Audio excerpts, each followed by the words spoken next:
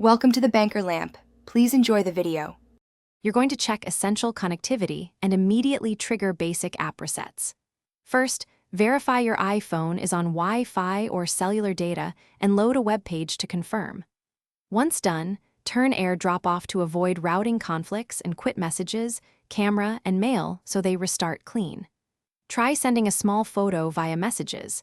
If it fails, force close the apps again and reboot the phone. These steps rule out transient network and app glitches before deeper fixes.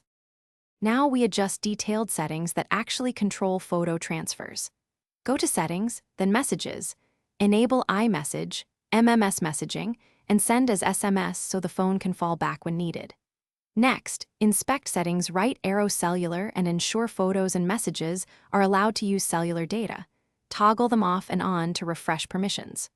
Also check settings, right arrow photos, right arrow cellular data, and enable unlimited updates if available. This removes size limits. Finish with advanced corrective actions that resolve account or network corruption. Sign out of your Apple ID, then sign back in to refresh iCloud permissions for photos and messages.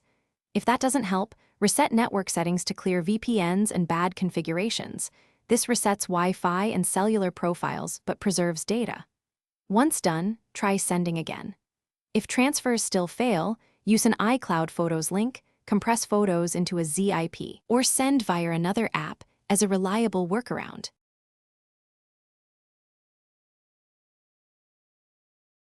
Thanks for watching. If this was helpful, leave a like and consider subscribing. See you next time.